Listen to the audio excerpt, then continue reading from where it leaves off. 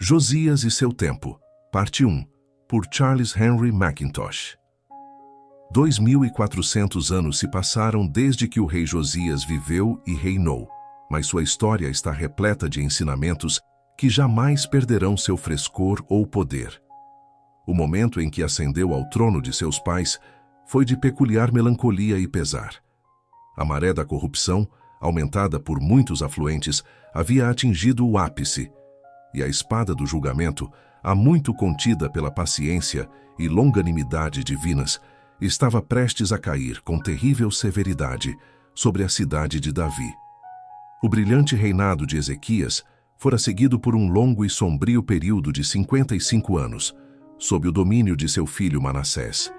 E embora a vara da correção tivesse se mostrado eficaz em levar esse grande pecador ao arrependimento e à emenda, assim que o cetro caiu de sua mão, foi tomado por seu filho ímpio e impenitente, Amon, que fez o que era mal aos olhos do Senhor, como fizera Manassés, seu pai, pois Amon sacrificou a todas as imagens esculpidas que Manassés, seu pai, fizera e as serviu, e não se humilhou diante do Senhor, como Manassés, seu pai, se humilhara. Mas Amon transgrediu cada vez mais, e seus servos conspiraram contra ele, e o mataram em sua própria casa. E o povo da terra constituiu Josias, seu filho, rei em seu lugar. 2 Crônicas 33, 22, 25. Assim, então, Josias, uma criança de 8 anos, viu-se no trono de Davi, cercado pelos males e erros acumulados de seu pai e de seu avô. Sim, por formas de corrupção que haviam sido introduzidas por ninguém menos que o próprio Salomão. Se o leitor se voltar por um instante para 2 Reis 23, encontrará um quadro maravilhoso da condição das coisas no início da história de Josias. Havia sacerdotes idólatras, aos quais os reis de Judá haviam constituído para queimar incenso nos altos, nas cidades de Judá e nos arredores de Jerusalém, e também para queimar incenso a Baal, ao sol, à lua, aos planetas e a todo o exército dos céus. Leitor, pondere isto. Pense apenas nos reis de Judá, sucessores de Davi, ordenando os sacerdotes para queimar incenso a Baal. Tenha em mente também que cada um desses reis de Judá era responsável por escrever para si uma cópia do livro da lei que deveria guardar consigo e no qual deveria ler todos os dias da sua vida para que aprendesse a temer ao Senhor seu Deus e a guardar todas as palavras desta lei e aqueles estatutos para os cumprir. Ver Deuteronômio 17, 18, 19. Ai, ai, quão tristemente se desviaram de todas as palavras da lei, quando podiam, na verdade, começar a ordenar sacerdotes para queimar incenso a falsos deuses. Mas, além disso, havia cavalos que os reis de Judá tinham dado ao sol, e que, além disso, na entrada da casa do Senhor, e carruagens do sol, e lugares altos que Salomão, rei de Israel, tinha florido para Astarote, a abominação dos Sidônios, e para Camos, a abominação dos Moabitas, e para Milcom, a abominação dos filhos de Amnion. Tudo isso é solene e digno da séria consideração do leitor cristão.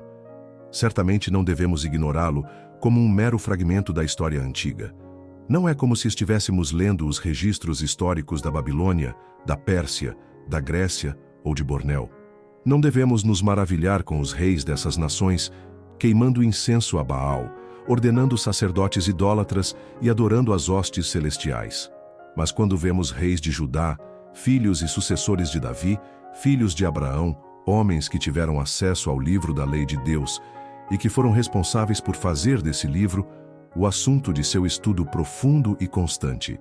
Quando vemos tais homens caindo sob o poder de uma superstição obscura e degradante, soa em nossos ouvidos uma voz de advertência à qual não podemos impunemente nos recusar a dar ouvidos. Devemos ter em mente que todas essas coisas foram escritas para nosso aprendizado. E embora se possa dizer que não corremos o risco de sermos levados a queimar incenso a Baal ou a adorar as hostes celestiais, ainda assim, podemos ter certeza de que precisamos atender às admoestações e advertências que o Espírito Santo nos forneceu na história do antigo povo de Deus. Ora, todas estas coisas lhes sobrevieram como exemplos e foram escritas para a advertência nossa, de nós outros, sobre quem os fins dos séculos têm chegado. 1 Coríntios 10, 11. Essas palavras do apóstolo inspirado, embora se refiram diretamente às ações de Israel no deserto, podem, no entanto, aplicar-se a toda a história daquele povo. Uma história repleta das mais profundas instruções, do início ao fim.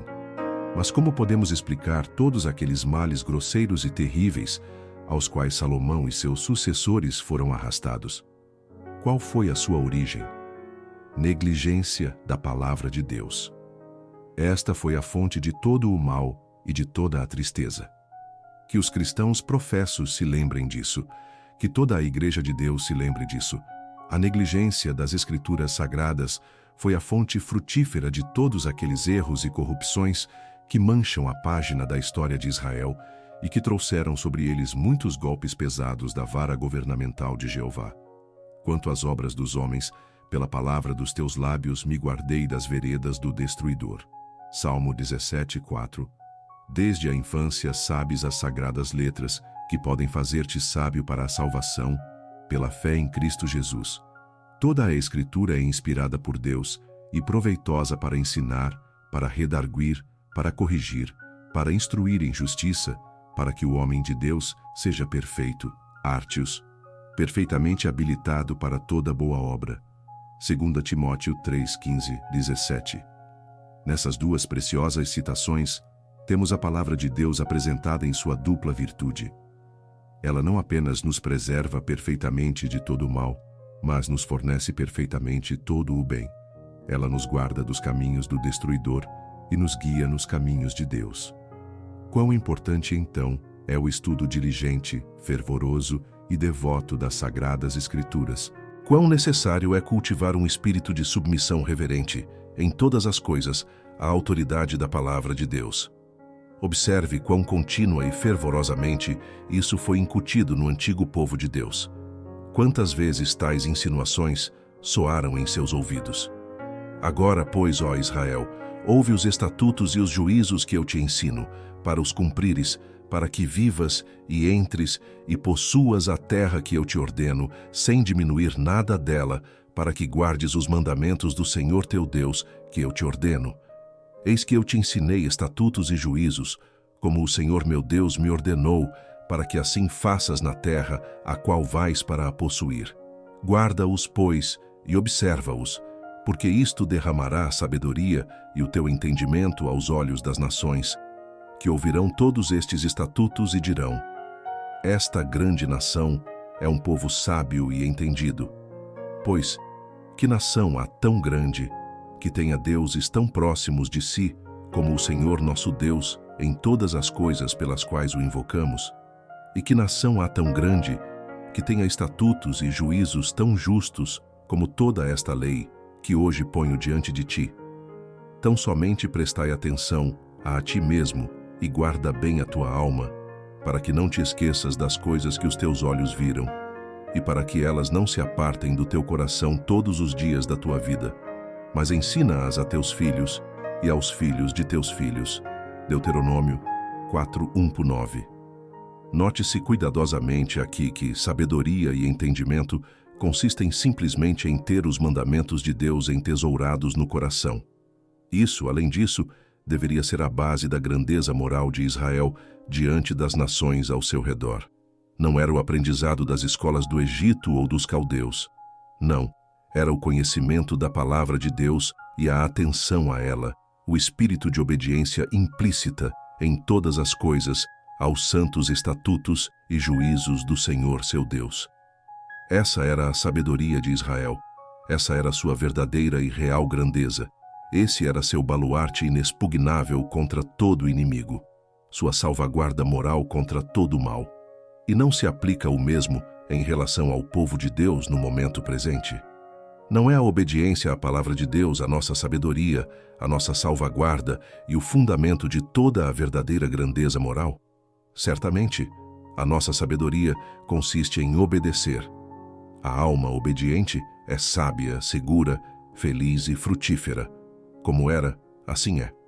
Se estudarmos a história de Davi e seus sucessores, descobriremos, sem nenhuma exceção, que aqueles que obedeceram aos mandamentos de Deus estavam seguros, felizes, prósperos e influentes, e assim será para sempre.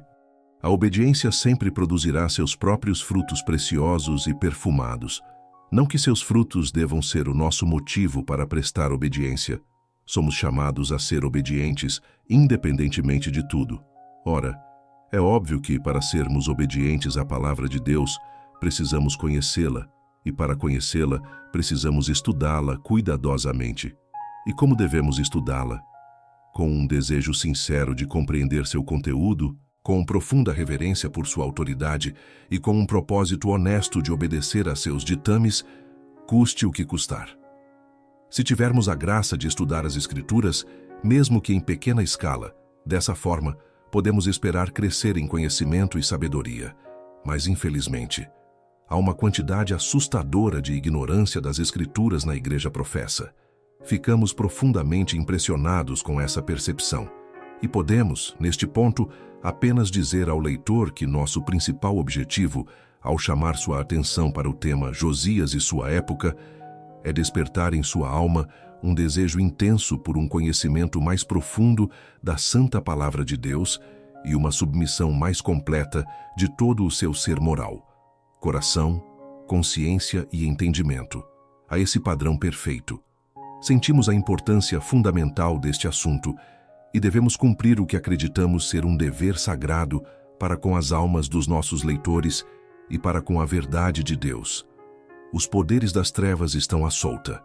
O inimigo está conseguindo, em grau espantoso, atrair corações para várias formas de erro e mal, lançar poeira nos olhos do povo de Deus e cegar as mentes dos homens. É verdade que não temos Astarote, Camus e Milcom, mas temos ritualismo, infidelidade e espiritualismo. Não precisamos clamar contra a queima de incenso a Baal e a adoração às hostes celestiais. Mas temos algo muito mais cativante e perigoso. Temos o ritualista com seus ritos e cerimônias sensuais e atraentes. Temos o racionalista com seus raciocínios eruditos e plausíveis. Temos o espiritualista com sua conversa alardeada com os espíritos dos mortos. Falamos claramente e lidamos fielmente com os fatos vivos ao nosso redor. Devemos fazê-lo, mesmo correndo o risco de ofender alguns. Certamente não desejamos ofender ninguém, mas devemos ser fiéis à nossa responsabilidade. Acreditamos que um dos grandes objetivos do ministério, seja oral ou escrito, é fazer com que a palavra de Deus influencie corações e consciências, com referência direta aos princípios e influências em circulação no momento. Sem dúvida, existem certas grandes verdades cardeais, verdades que estão na base do cristianismo, cujo desenvolvimento e aplicação devem estar sempre presentes, sempre importantes. Mas, ao mesmo tempo, acreditamos que o professor ou escritor público é chamado, às vezes, a lidar com certas formas de erro e mal realmente em ação e a trazer a verdade a elas. Isso, certamente, pode ser feito de forma a não ferir, desnecessariamente, os sentimentos dos indivíduos. Mas mesmo que alguns se sintam magoados, podemos apenas dizer que é muito melhor ser ferido por um amigo do que destruído por um inimigo. E, seja como for, não podemos deixar de dizer uma palavra de advertência solene quando contemplamos a crescente maré do mal, uma maré aumentada a cada hora pelo influxo dessas três correntes amplas e rápidas: ritualismo, racionalismo e espiritualismo. Duvidamos que as mentes dos cristãos em geral estejam atentas ao real caráter e extensão dessas influências formidáveis. Há, neste momento, milhões de almas, em toda a extensão da Igreja professa, que estão construindo suas esperanças de eternidade sobre o alicerce arenoso de ordenanças, ritos e cerimônias. Há um renascimento poderosíssimo das superstições da Idade Média, um retorno à tradição dos padres, como são chamados, uma sede pela antiguidade, um anseio intenso por aquelas coisas que gratificam os sentidos: música, pintura, arquitetura, vestimentas, luzes, incenso, todos os utensílios, em suma, de uma religião magnífica e sensual. A teologia, o culto e a disciplina das várias igrejas da Reforma são considerados insuficientes para atender aos anseios religiosos da alma. São extremamente simples para satisfazer corações que anseiam por algo tangível em que se apoiar para obter apoio e conforto, algo para alimentar os sentidos e atiçar a chama da devoção. Daí a forte tendência da mente religiosa na direção do que é chamado de ritualismo. Se a alma não se apegou à verdade, se não há o elo vivo com Cristo, se a autoridade suprema das Sagradas Escrituras não está estabelecida no coração, não há salvaguarda contra a poderosa e fascinante influência da religiosidade cerimonial. Os esforços mais potentes do mero intelectualismo, da eloquência, da lógica, de todos os variados encantos da literatura, revelam-se totalmente insuficientes para manter a classe de mentes a que nos referimos agora. Elas precisam ter as formas e os ofícios da religião. A estes se ajuntarão. Em torno destes se reunirão. Sobre estes edificarão. É dolorosamente interessante observar os esforços envidados em vários setores para influenciar as massas e manter o povo unido. É muito evidente para o cristão atento que aqueles que se empenham em tais esforços devem ser lamentavelmente deficientes naquela profunda fé no poder da palavra de Deus e da cruz de Cristo que comoveu o coração do apóstolo Paulo.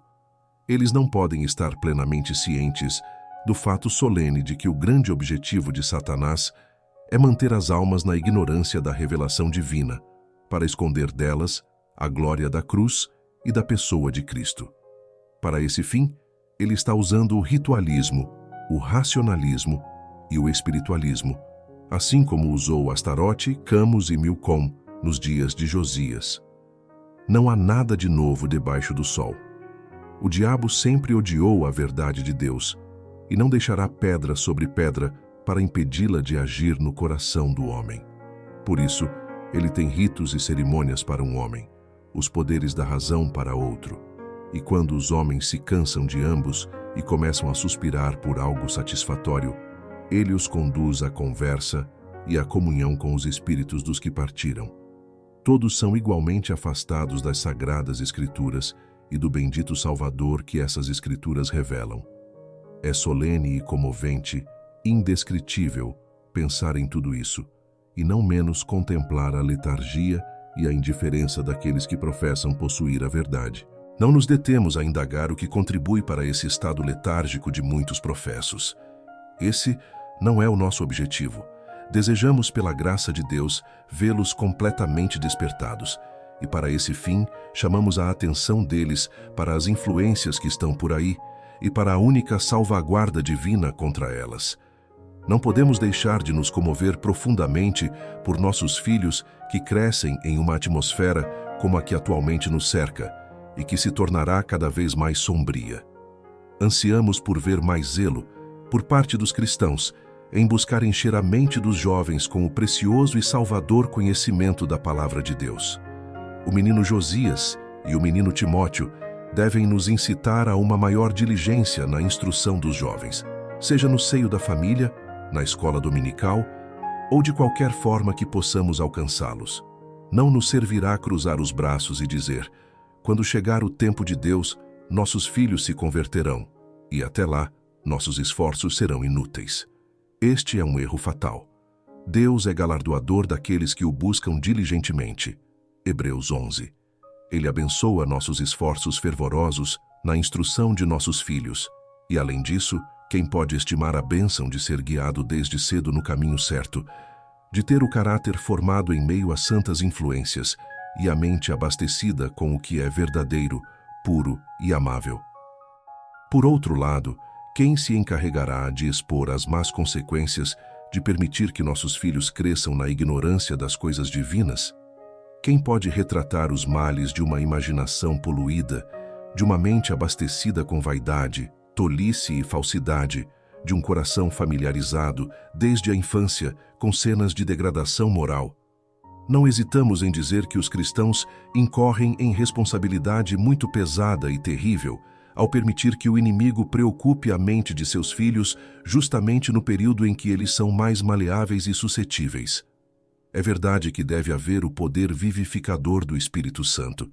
É tão verdadeiro para os filhos de cristãos quanto para qualquer outro que eles precisam nascer de novo. Todos nós entendemos isso. Mas será que esse fato toca na questão da nossa responsabilidade em relação aos nossos filhos? É para enfraquecer nossas energias ou atrapalhar nossos esforços sinceros? Certamente que não. Somos chamados por todos os argumentos divinos e humanos a proteger nossos preciosos pequeninos de toda influência maligna e a educá-los naquilo que é santo e bom. E não devemos agir assim apenas em relação aos nossos próprios filhos, mas também em relação aos milhares ao nosso redor, que são como ovelhas sem pastor e que podem dizer, ai de mim, com demasiada verdade, ninguém se importou com a minha alma. Que as páginas anteriores sejam usadas pelo Espírito de Deus para agir poderosamente nos corações de todos que as lerem, para que haja um verdadeiro despertar para o senso de nossas altas e santas responsabilidades para com as almas ao redor, e uma libertação daquela terrível frieza e morte pelas quais todos nós temos que lamentar. Fizemos pouco mais do que introduzir o nosso assunto, que esperamos, com a bênção divina, continuar no próximo.